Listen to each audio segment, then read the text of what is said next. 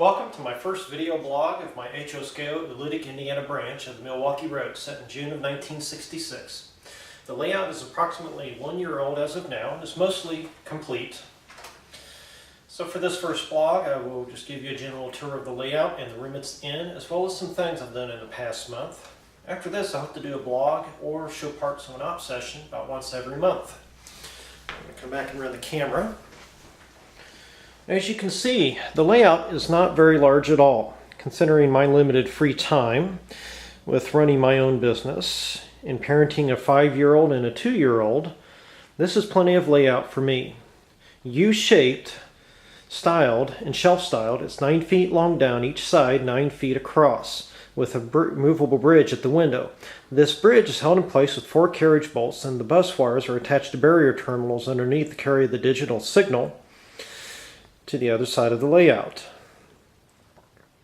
I use suitcase connectors to carry off of that bus onto the rails on the bridge.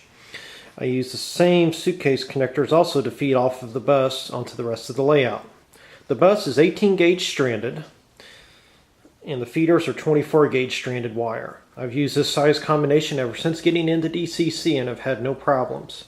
And just for the record, I run a Digitrax Super Chi system I purchased around 4 or 5 years ago. It is a non-radio version. The layout base is 2-inch pink foam glued to a 1/4-inch birch plywood, braced with ripped 3/4-inch plywood strips. Each layout section is mounted on the heavy-duty shelf brackets, making for a clean installment in the room. The fascia is 1/4-inch stained oak plywood, and my wife made the curtains so it hides all the stuff I have stored underneath, something us model railroaders like to do. The layout shares the space with my 2 children. After failing to sell our house last year, we expanded the loft over our entryway. I'm going to show you that right now. We're able to now have the kids have their larger toys, including my son's Lionel trains, set up in the area. I've come to enjoy this arrangement very well, as I enjoy being able to work on a kit or on the layout while the kids play here and keep me company. Here you can see the staging cassette attached and ready for operation. Cassette sits on a homemade stand and is simply clamped to the layout. You can see the clamp down below here, just see that. Rail joiners carry the signal to the rails since there's only 1 track in the staging cassette. If there were 2 tracks, I would actually run a bus and add feeders to it.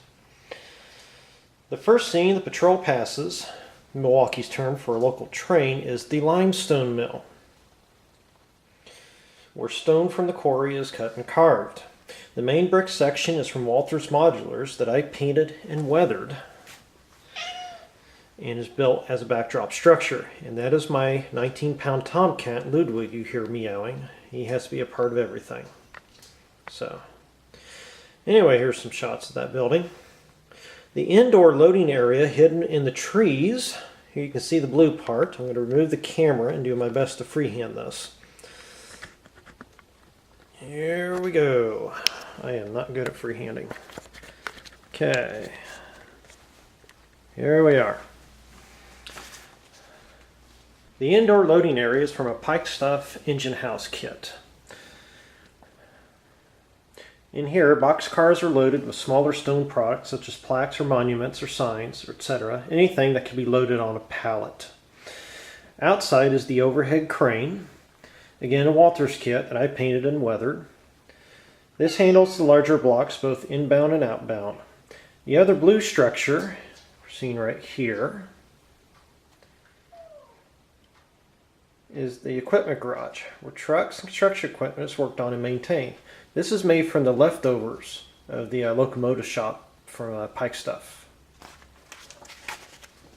And turning my page here, I'm going to set the camera back on the tripod and spare you all my shaky cameramanship. Alright, let's move on, shall we?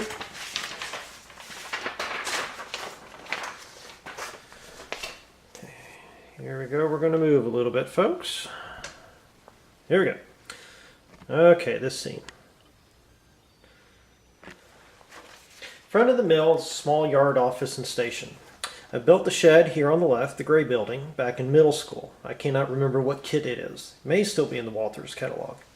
It sits on a styrene foundation like all of my buildings.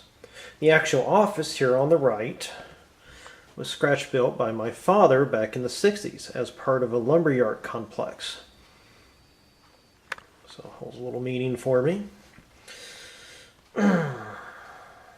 Eventually, I hope to get down to Oolitic, Indiana and get a picture of the actual station. I believe it's made out of Indiana limestone and sits on the property of the middle school. That will take quite a kitchen pass, though, since I'll have to be gone all day long. Now, let's move to the town of Oolitic, or my representation of it.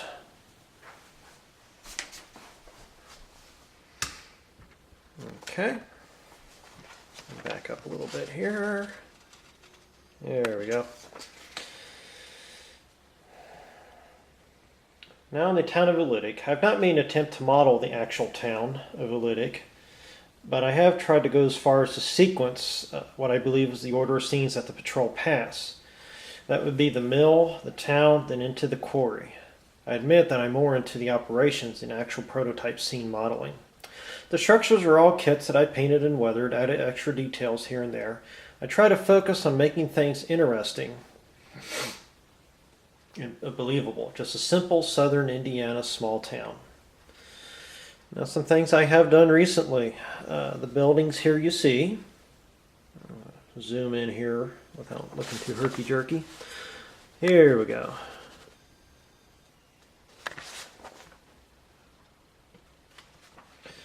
Recently I put awnings on my 3 buildings here along the street and a roof overhang on the back of the auto parts manufacturer. I'll show you that here in a second. I feel this dates the buildings to the 60s or 50s, as well as adding some sort of interest and depth to the scene. You have to look under the awnings to see what's going on, or look in the windows. I also strung up power lines. I'll show you those as well. We can start to see those. Backing out a bit. Here we go. You can kind of see those here going through the trees. However, I did not attach these to the building. I simply wanted to give the illusion of overhead wires, like you notice if you're just driving down the street.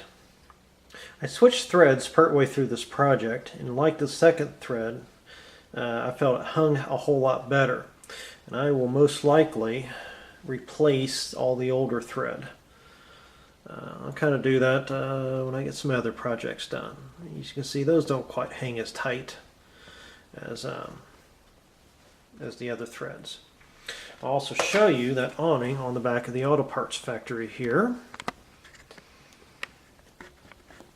Here we go, back off the tripod to my shaky cameramanship. You can see that. That's just simply, actually the bracing came from that Walters overhead crane at the mill, leftover parts I had. I just cut them to make bracings, and then the roof is just a piece of plastic styrene with masking tape laid on to represent rolled paper. This is not a rail serve industry.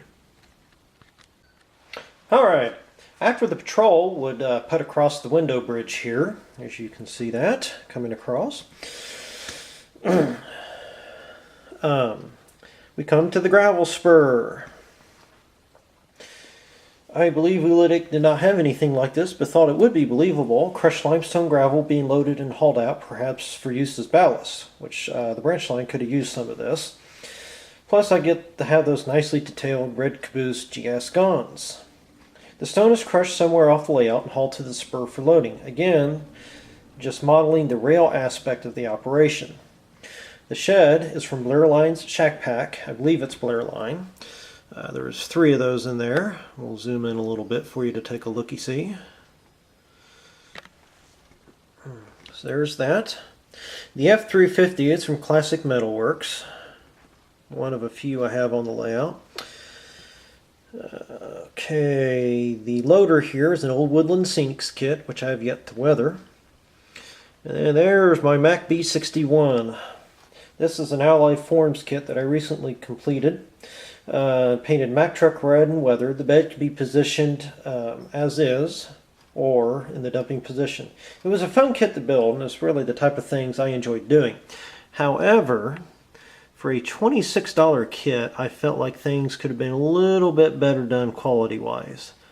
To me, it was more of a $15 kit. Sort of like comparing the old Woodland Scenics kit, like the front loader here, to say a JL Innovations 40s crawler, which I've also built, which is a pewter kit. So, anyway, there we go. That's the loading spur.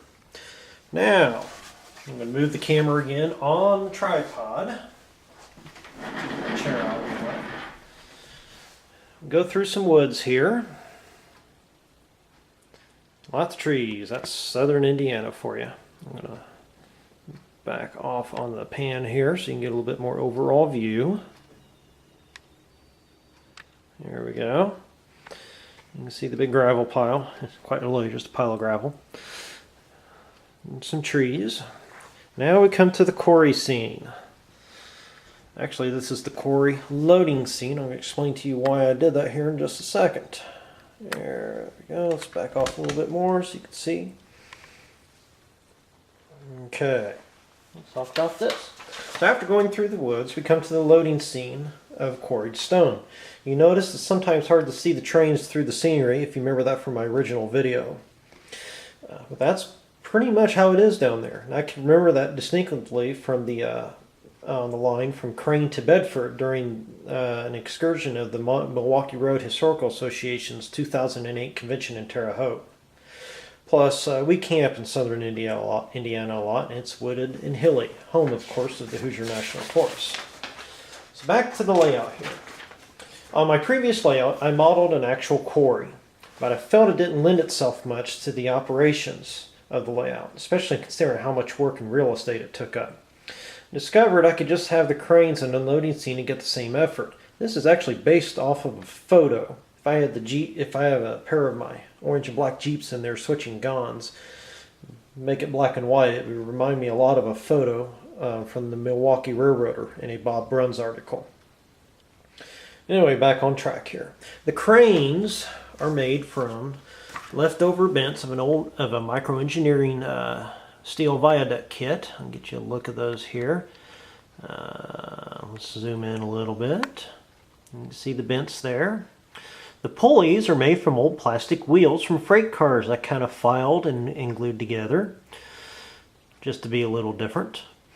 Going down, the actual power for the crane is a Lifelike's Scenemaster diesel generator, again weathered. And then the platform, which to stand, is diamond plating from Plastruck, as well as the I-beams underneath. Everything else, just bits and pieces from my styrene box. Any more notes here? I can never find any plans or good pictures of the prototypes, anything up close. So pretty much everything I did was based on photos from a distance away. So a fair amount of guesswork. I am continually looking for more information about these big derrick cranes because they are such a signature of the limestone scene in southern Indiana. Of course, there's the other one built all in the same manner.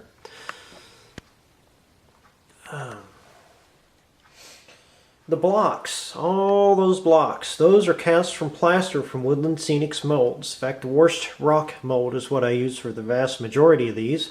And I made about I would say about approximately 8 of these molds, 8 or 10, somewhere around that. After the molds cured, I just cut them up into a basic block size and did a little extra carving. And then painted and weathered them with Woodland Scenics paints. It took me around 2 weeks to make roughly the 250 plus blocks I have here on the layout. Really wasn't that hard to do, just very much an assembly line process. So obviously there's I use the same blocks in the gons, and there's more of these blocks obviously at the mill, if you remember that. Those were a lot of fun to make. I'll point out a few things of interest in here in the quarry scene. The 2 sheds there are from the other 2 shacks from that shack pack. There's another one of my F350s. The bulldozer in the background is another old Woodland Scenics kit, yet to be weathered. We'll come around here. There's a classic Metal Works semi-truck and flatbed. Yes, you did have those hauling stone around. And then and the old Woodland Scenic excavator. Now we're going to move on to kind of the final basic scene. Oh, by the way, I meant to point out, stay on track here. Another recent project I did was adding the guy wires to the cranes. I probably did not add as many as the prototypes had, partly from I'm not sure how many they had, but again, I was just wanting to give the general effect. I could not find photos of how they're attached to the ground, so I would say that they poured a concrete foundation and attached it to that. I need to put some vegetation around those foundations so they really look like they were poured and stuck in the ground. Again, that's something I'll get to. Now we'll move on to the final scene. This is my farm, and I'm really rather proud of this little scene. I kind of like it. I've always wanted to do a little farm scene. So let me tell you a little bit about that. The house is an American Model Builder's kit that I got from my father-in-law. A lot of fun to build. In fact, I built that shortly after my son was born, almost 6 years ago. The shed in the background there, we'll zoom in on it. Here we go. That's an old branch line kit, wood kit. And then the barn itself is from Walter's Farm Series. It's the machine shed.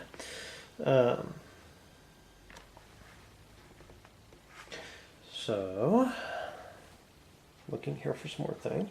Let's point out a few things here. We got the whole family here, and I'm going to pull the camera off the tripod again so we can see that. All right, here we go. Well, there's Farmer Paul there. He's standing with his John Deere tractor, which is an old Woodland Scenics kit I built back, I think, in the 6th grade. That would have been about 1988. Make no comments about my age, please. Over here we have Junior coming out of the shed doing his chores, and that's a JL Innovations Cub Cadet lawn tractor kit I built a few years back.